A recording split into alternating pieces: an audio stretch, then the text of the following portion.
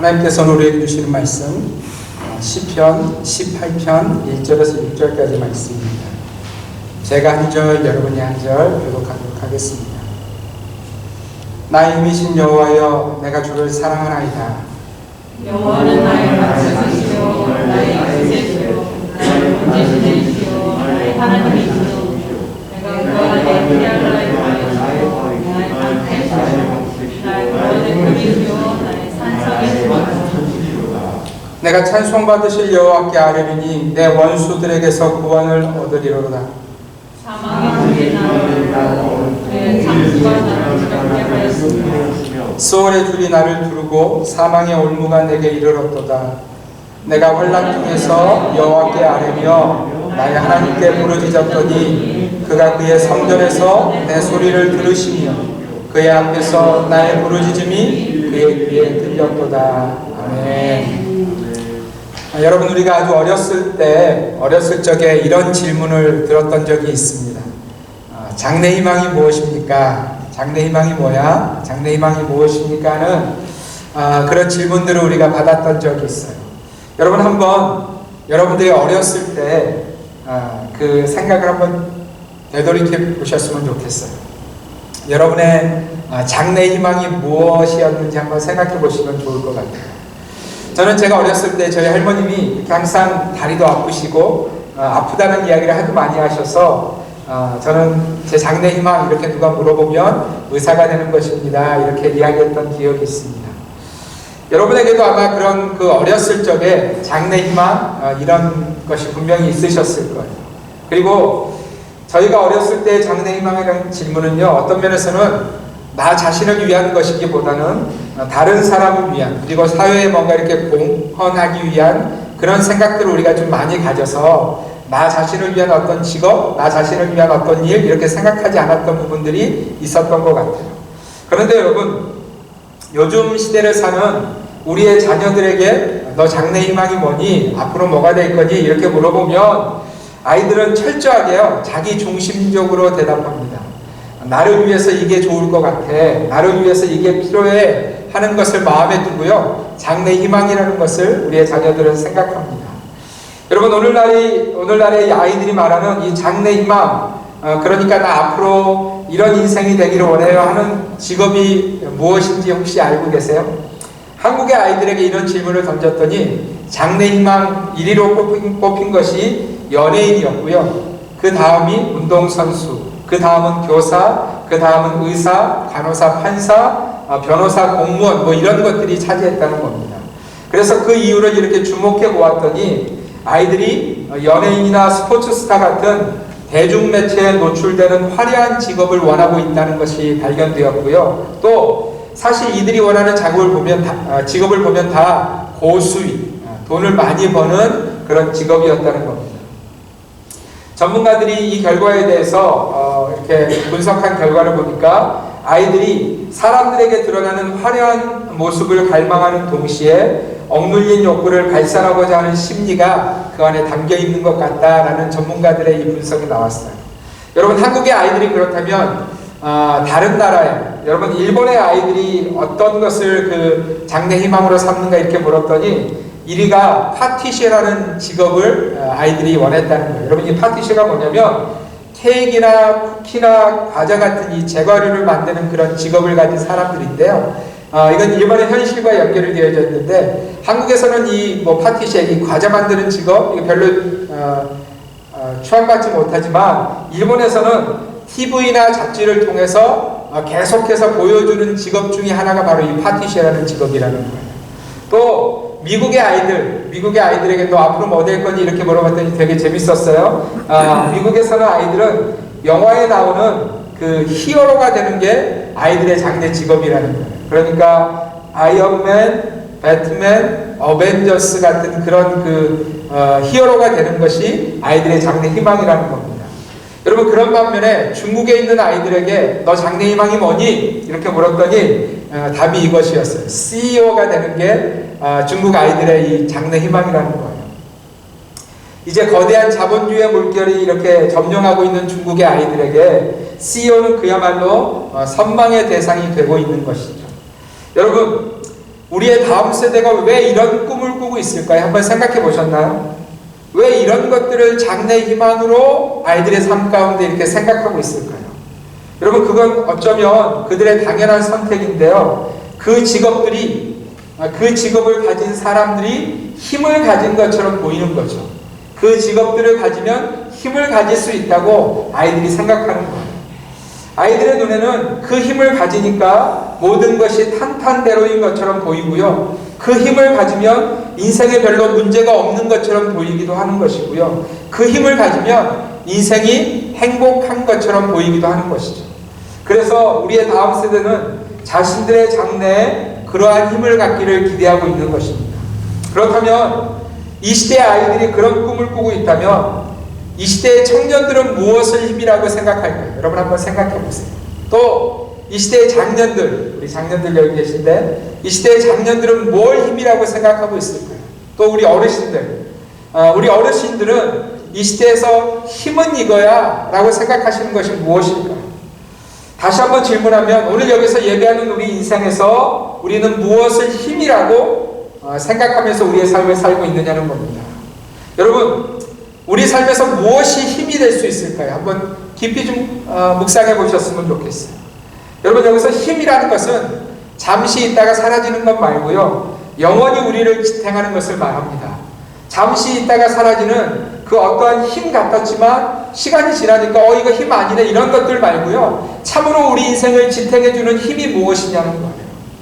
여러분, 오늘 우리가 읽었던 이 시편 18편의 본문은 다윗이 쓴 시편입니다. 그런데 여러분, 이 시편 1절 위에 머리글이 있는데 그 머리글에 보면 이런 내용이 적혀져 있어요. 우리 같이 한번 읽도록 하겠습니다. 자, 함께 읽습니다. 시작. 여호와의 종 다윗의 시, 인도자를 따라 부르는 노래. 여호와께서 다윗을 그 모든 원수들의 손에서와 사울의 손에서 건져주신 날에 다윗이 이 노래의 말로 여호와께 아뢰어 이르되. 여러분, 이렇게 되어 있어요. 여러분, 우리가 알듯이 다윗의 삶은요, 하나님이 그를 부르신 순간부터 꼬이는 인생이었어요. 여러분, 잘 생각해 보세요. 여러분, 다윗이 골리앗에게 놀라운 승리를 거둔 그 순간부터 다윗이 잘 나간 인생이 된 것이 아니고요, 오히려 꼬이고 어려움이 더 많은 인생이 다윗의 인생이었다는 거예요. 오늘 다윗의 상황을 말해주는 이 시편의 말씀을 통해서도 알 수 있지만 다윗의 삶에는요, 수많은 원수들이 다윗을 죽이려고 하는 시도들이 있었다는 거예요. 그 원수들은 끊임없이 다윗을 쫓아오면서 다윗을 넘어뜨리려고 합니다.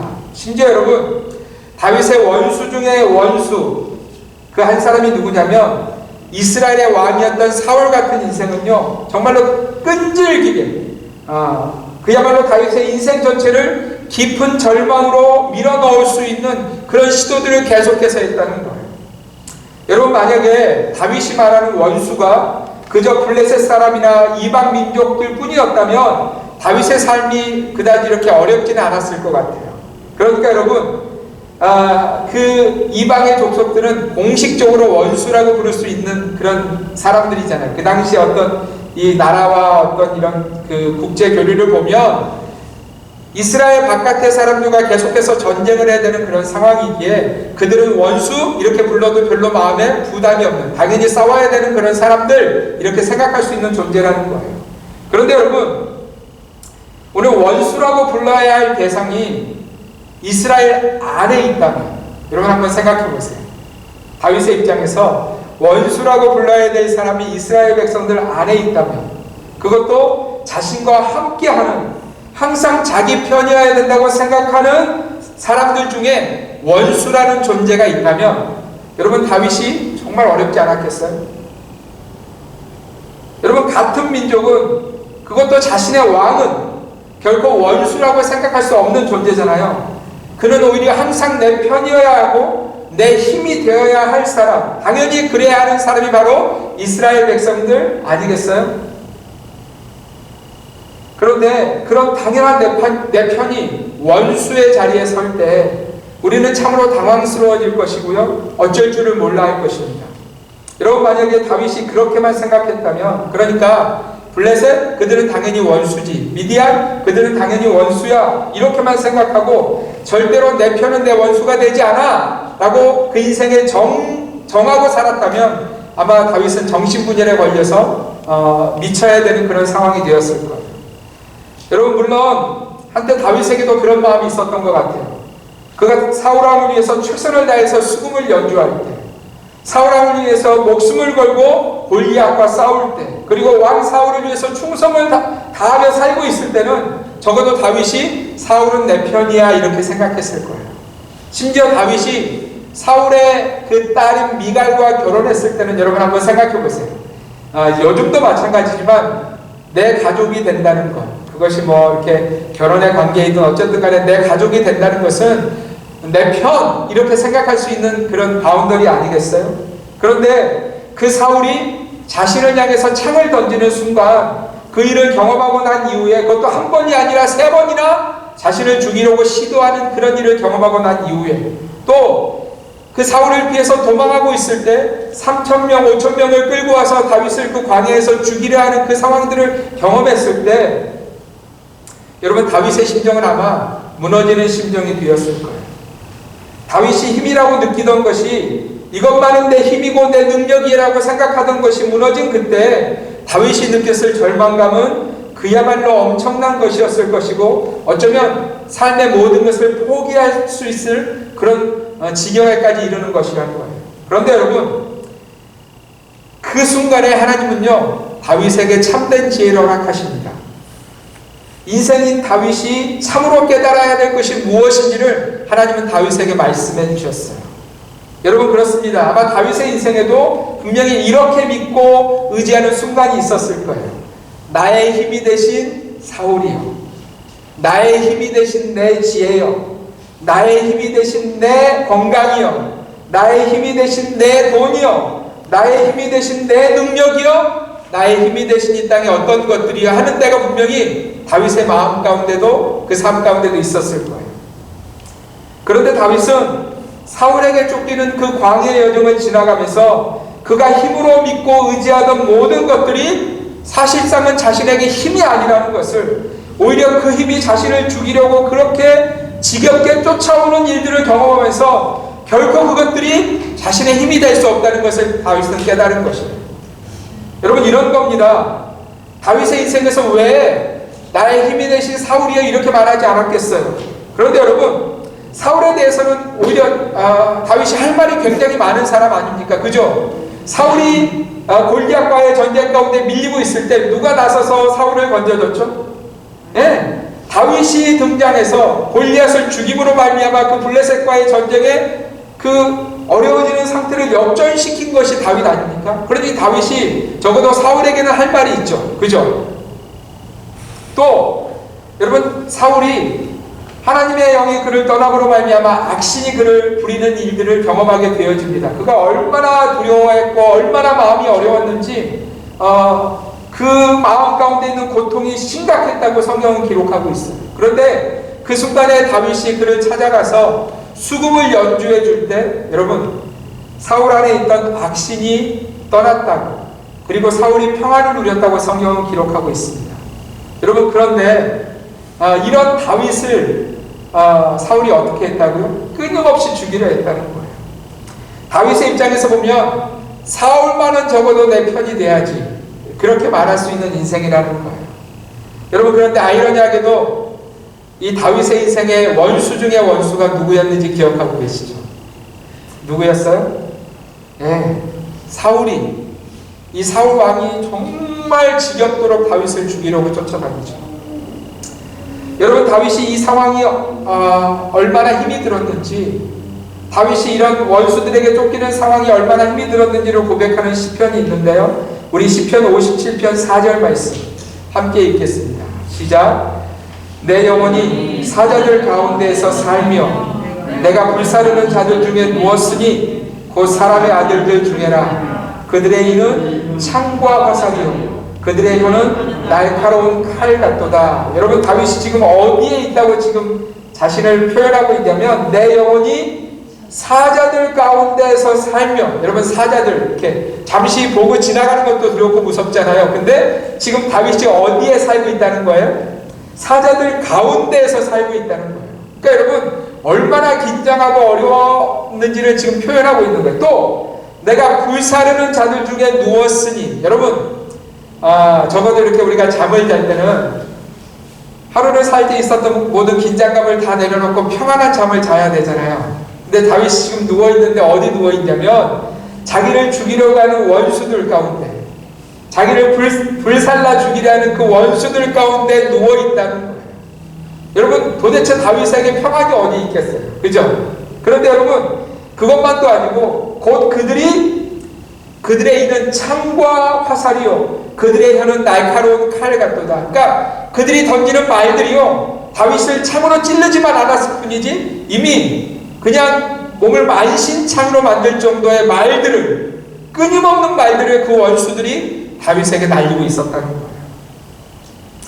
사랑하는 성도 여러분, 다윗이 얼마나 어려웠을지가 예상이 되지 않았습니까? 여러분 혹시 우리 중에 오늘 그러한 어려움을 만나고 계시는 분이 계신지 모르겠어요. 내 편이라고만 생각했는데, 적어도 다른 사람들은 몰라도 이 사람만은 내 편이라고 생각했는데 그가 더 이상 내 편이 아닌 원수가 되어버리고, 우리가 그런 일들을 또 많이 지나가면 또 이렇게 이야기하잖아요. 나 더 이상 사람에게는 의지하지 않아. 나는 이미 머리 검은 짐승이라는 그 말의 의미를 잘 아는 사람이야. 그래서 나는 사람 안 믿어. 나는 내 손에 들고 있는 돈 믿어. 나는 나 자신만 믿어. 왜냐면 그것만이 나의 힘이거든. 여러분 혹시 이렇게 생각하고 계세요? 오늘 저와 여러분들에게 하나님이 다윗에게 주신 참 지혜가 있으시기를 주님의 이름으로 축원드립니다. 여러분 다윗은 오늘 이렇게 고백하고 있어요. 오늘 우리 본문 1절을 다시 한번 읽겠습니다. 시작. 나의 힘이신 여호와여 내가 주를 사랑하나이다. 아멘. 사랑하는 성도 여러분, 그 인생의 수많은 원수들을 만났던 다윗의 고백을 들으십시오. 나의 힘이신, 여러분 자신의 힘이 다윗이 누구라고 고백하고, 자신이 힘으로 삼아서 절대로 자신을 낙심시키지 않는 분을 누구라고 고백하고 있냐면 하나님이라고 고백하고 있다는 거예요. 오직 여호와 하나님만 자신의 온전한 힘이 되셨다고 다윗은 고백하고 있어요. 여러분 다윗이 도망자의 생활을 광야에서 보냈다고 말씀드렸습니다. 그죠? 여러분 광야가 어떤 곳인지 아시죠? 그리고 광야의 밤을 지나갈 때마다 다윗이 혹여라도 원수들이 쳐들어올까봐 안심하지 못하는 그런 곳에 지금 버려지듯이 다윗의 삶이 있는 거예요. 그런데 여러분 그 광야에서 다윗이 무엇이라고 고백하냐면 우리 2절 말씀 함께 읽겠습니다. 시작. 여호와는 나의 반석이시요 나의 요새시요 나를 건지시는 이시요 나의 하나님이시요 내가 그 안에 피할 나의 바위시요 나의 방패시요 나의 구원의 뿌리시요 나의 산성이시로다. 아멘. 여러분 하나님이 어떤 분이신지를 다윗은 우리에게 가르쳐주고 있어요. 여호와는 나의 반석, 나의 요새, 나를 건지시는 이, 피할 나의 바위, 나의 방패, 나의 구원의 뿔, 나의 산성이라고 다윗은 고백하고 있어요. 여러분 지금 다윗이 이걸 어디서 고백하고 있는지 다시 한번 기억하셨으면 좋겠어요. 그가 지금 산성 안에 있는 것이 아니고요, 광야의 도망자의 삶을 살아가고 있는 거예요. 어떻게든지 목숨 건지기 위해서 사울을 피해서 도망하고 있는 그 순간 가운데 다윗은 그 광야에 버려진 그 육체로 서 있으면서도 뭐라고 말하냐면 하나님이 나의 산성이야, 하나님이 나의 요새야, 하나님이 나를 건지시는 이시야 라고 고백하고 있다는 거예요. 여러분 다윗이 3절에서 이렇게 고백합니다. 내 원수들에게서 구원을 얻으리로다. 할렐루야. 여러분 누가 구원한다는 거예요? 하나님만이 그 원수들, 그 끊임없이 자신을 죽이려고 하는 이들 가운데서 나를 구원하신다고 다윗은 고백하고 있어요. 원수들이 그렇게 많지만, 원수들이 그런 놀라운 능력을 가졌고 엄청난 능력을 가졌지만 나를 죽이기에 충분하지만 나는 결코 죽지 않는다는 거예요.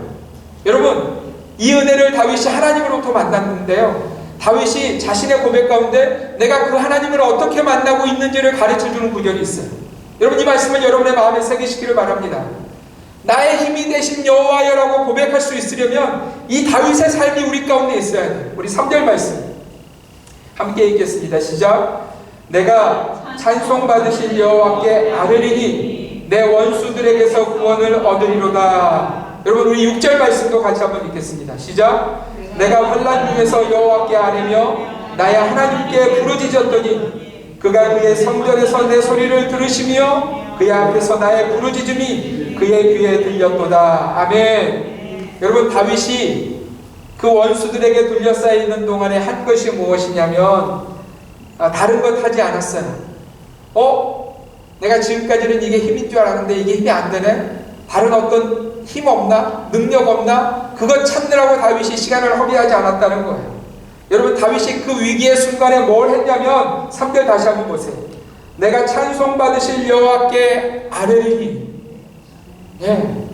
6절 내가 환난 중에서 여호와께 아뢰며 나의 하나님께 부르짖었더니. 여러분 뭐하고 있어요? 다윗은 기도하고 있었어요. 그 전능하신 하나님께 부르짖고 있었어요. 그 위기의 순간에 오직 하나님만을 힘으로 삼고 다윗은 그 하나님께 부르짖고 있었다는 거예요. 여러분 왜 다윗이 이렇게 부르짖고 있었는지 아세요? 하나님이 다윗에게 또 우리에게 그렇게 하라고 말씀하고 계세요. 우리 말씀을 같이 한번 보겠습니다.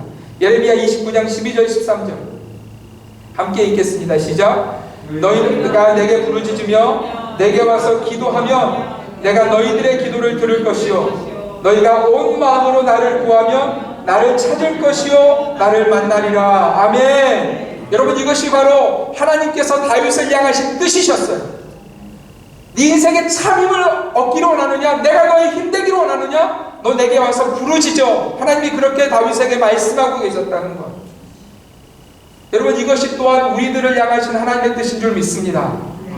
우리의 반석이며 요새시며 건지시는 이시며 나의 피할 바위가 되시는 방패가 되시는 구원의 뿌리시며 산성이 되시는 하나님이 우리 하나님이 되려면 우리가 그분께 부르짖고 있어야 된다는 거예요. 여러분 기도가 우리의 반석 되신 하나님께 나아가는 얼마나 놀라운 은혜인지 알고 계세요? 기도의 사람이라고 불렸던 E.M. 바운즈라는 분의 기도하지 않으면 죽는다라는 책에 보면 이런 글이 있어요. 여러분 책 제목 또한 굉장히 파워풀합니다. 기도하지 않으면 어떻게 된다고요? 죽는다. 책 제목이 그래요. 한번 들어보세요. 바울의 삶을 한마디로 요약하면 그것은 기도하는 삶이었다. 기도는 그의 삶과 사역의 기초였다. 바울, 루터, 웨슬리 같은 하나님의 사람들에게서 기도라는 가장 강력한 요소를 뺀다면 그들에게 무엇이 남겠는가? 기도하지 않는 하나님의 지도자들을 상상해보라. 엘리야의 기도가 없었다면 그가 겉옷으로 요단 강물을 아무리 쳤다 할지라도 강물은 꿈쩍도 하지 않았을 것이다. 그들이 하나님을 위해 일하는 지도자가 될 수 있었던 것은 그들이 강력한 기도의 사람들이었기 때문이다. 그들의 탁월한 지성, 무궁무진한 잠재력, 선천적 혹은 후천적 재능 때문에 그들이 지도자들이 된 것이 아니다. 그들은 기도의 능력을 통해 하나님의 능력을 받아서 사용했기 때문에 지도자로서 일할 수 있었던 것이다. 그들은 많이 기도하고 종종 금식하고 늘 하나님의 뜻을 따랐다. 하나님의 말씀을 축소하지 않았고 성령을 가로막지 않았다. 하나님을 위해 큰 일들을 이룬 사람들을 보라. 그들은 언제나 기도에 능한 사람들이었다. 당신이 기도 없이도 정해놓은 순서에 따라 설교나 말을 할 수 있을 것이다. 또 사람들을 재미있게 해주는 말을 할 수 있을 것이다. 학식을 자랑하는 유식한 말도 할 수 있을 것이다. 그러나 이런 말들은 기도하고 눈물을 흘리며 거룩한 손으로 하나님의 생명의 씨를 뿌리는 말과는 완전히 다르다. 기도하지 않는 사람, 엘리야가 기도하지 않았다면 그는 무력한 겁쟁이의 삶을 살았을 것이다. 사랑하는 성도 여러분, 기도하지 않는 하나님의 사람, 이런 말은 없어요. 기도하지 않고도, 기도라는 통로를 지나가지 않고도 인생에 참된 하나님을 경험했다? 이런 말은 있을 수 없어요. 사랑하는 주님의 교회 성도 여러분, 기도하는 자가 되시기를 바랍니다. 기도를 통해서 나의 힘이 되신 여호와여 그 하나님을 만나시기를 바랍니다. 혹시 우리 중에 아직도 나의 힘이 되신 여호와를 만나지 못하신 분이 계십니까? 기도의 자리에 나와서 다윗처럼 부르짖으시기를 바랍니다. 여러분, 여러분의 삶의 다른 자리가 아니라 기도의 자리를 사모하시기를 바랍니다. 하나님은 우리를 그 기도의 자리로 부르고 계세요. 여러분, 기도하지 않고는 온전한 결과를 우리 인생에서 만날 수 없다는 거예요. 제가 언제든지 기도에 대해서 생각할 때마다 항상 기억나는 장면 하나가 있습니다. 저희 교회가 IT에 선교를 갔을 때 한 주간의 선교를 이제 다 마치고 떠나는 날이었어요. 그리고 이제 마지막 선교 스태프와 함께 이렇게 사진을 찍기 위해서 마당에 서 있는 그런 시간이었습니다. 다른 친구들이 나올 때까지 이렇게 기다리고 있는데 저희 둘째가 이렇게 마당에 먼저 나와서 이렇게 기다리고 있었어요. 그때 선교사님이 저희 좌에게 이런 질문을 하셨어요. 좌, 너 이제 대학 가지? 한 1년 대학 다니고 그 다음 1년은 여기 IT 와서 일해. 이렇게 선교사님이 콜링을 하셨어요. 여러분, 저희 애가 얼마나 놀랬겠습니까? 이 척박한 땅에 네가 한 주간 왔다 가는 것도 너무 힘든 이 땅에 무슨 1년씩이나 이런 그 생각이 들지 않았겠어요? 근데 지 나름대로 굉장히 나이스하게 선교사님한테 이렇게 대답했어요. Think about it. Think about it. 생각해 볼게요. 이렇게 대답한 거예요. 근데 그 순간에 바로 선교사님이 뭐라 그러셨냐면, 자, no think about it. Pray about it. Pray about it. 선교사님의 그 말이 제 평생에 남습니다. 제 마음속에 이런 생각이 들었어요. 그렇지, 우리 평생에 아무리 깊이 생각해봤자 그건 결국 내 생각이지. 그리고 내 생각이라 해봤자 그건 결국 내게 도움이 아무것도 되지 않지. 사랑하는 성도 여러분, 한번 생각해 보세요. 4살짜리 애가 불꽃을 보면서 지가 막 생각을 하는 겁니다. 저거 예쁜데? 저거 너무 예쁜데? 계속 생각하다가 내린 결정이 뭐냐면 손으로 한번 만져봐야지. 여러분, 우리 인생이 그렇지 않은가요? 내 나름대로 깊이 생각해요. 우리 어르신들도 마찬가지예요. 목사님, 내가 깊이 생각해 보셨대요.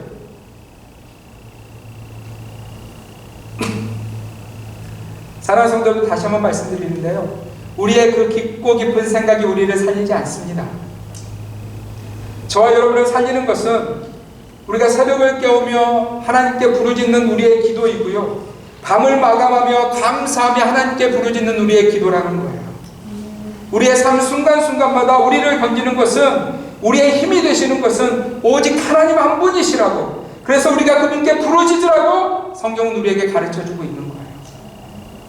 사랑하는 성도 여러분, 이번 한 주간 여러분들을 도전합니다. 새벽을 깨우시기를 바랍니다. 밤마다 무릎을 꿇고 여러분의 힘이 되시는 하나님께 다윗처럼 부르짖으시기를 바랍니다. 여러분, 우리가 그렇게 기도할 때 하나님 이렇게 약속하고 계세요. 다윗을 통해서 이렇게 우리에게 보여주고 계세요. 우리 6절 말씀을 다시 한번 읽겠습니다. 시작. 내가 환난 중에서 여호와께 아뢰며 나의 하나님께 부르짖었더니 그가 그의 성전에서 내 소리를 들으시며 그의 앞에서 나의 부르짖음이 그의 귀에 들렸도다. 할렐루야.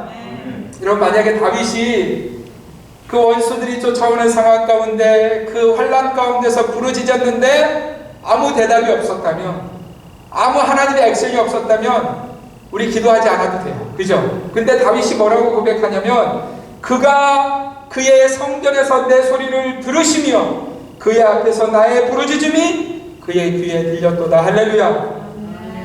여러분, 우리가 환난 중에서 하나님께 부르짖으면 우리 하나님은 분명히 우리 소리를 들으신다고 약속하고 계시는 거예요. 그리고 그의 앞에서 우리 부르짖음이 그분의 귀에 들려지는 부르짖음이 될 것이라고 약속하고 계시는 거예요. 여러분에게 마음을 다해서 부탁드립니다. 참으로 기도하시기를 바랍니다. 여러분, 목사님 기도해야죠, 이런 말 말고요. 이런 말 말고요. 내 인생의 어떤 순간에라도 하나님을 향해서 하나님, 나를 도우십시오. 하나님, 나와 함께 해주십시오. 하나님, 내가 이기게 힘을 주십시오. 그 하나님께 우리가 그렇게 부르짖을 때, 새벽을 깨우며 밤을 마감하며 부르짖을 때 하나님은 반드시 우리를 들으실 것이며 우리의 힘이 되어 주실 것입니다. 이번 한 주가 그 참된 힘 대신 우리 하나님의 능력과 은혜를 누리시는 주님의 교회 성도들 되시기를 주님의 이름으로 축원드립니다. 기도하겠습니다.